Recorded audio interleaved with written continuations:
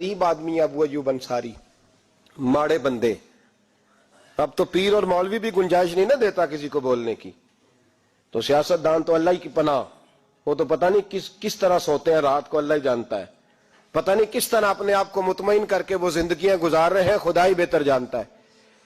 हजरत उमर फारूक जैसा दलेर और जर्री आदमी जुमा पढ़ाने मस्जिद में दाखिल हुए तो जनाब अबू अयूब अंसारी दरवाजे पे खड़े हो गए, कहने लगे उमर तेरे नौकर नहीं, टाइम पे आया कर, बड़ी देर से खड़े हैं। क्यों देर से आया है?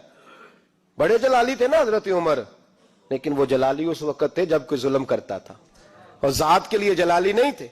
कब वक्त पे आया कर, को मुलाजम नहीं तेरे।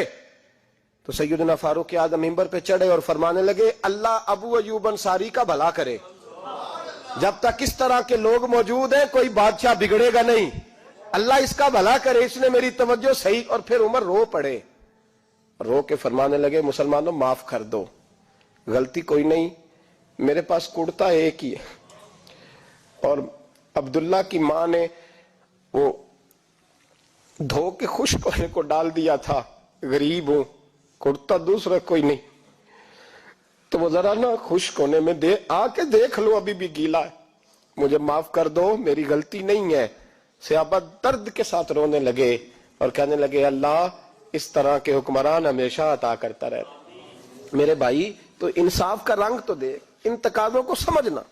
यहां किसी की जरूरत है बोल सके, ताकत है किसी की, लेकिन उन्होंने अपने आप को पेश किया, सामने पेश किया अपने आप लोगों के सामने।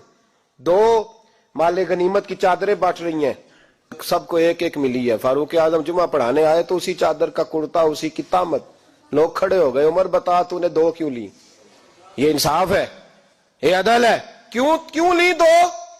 तो हज़रत उमर कहने लगे मेरा बेटा जवाब देगा।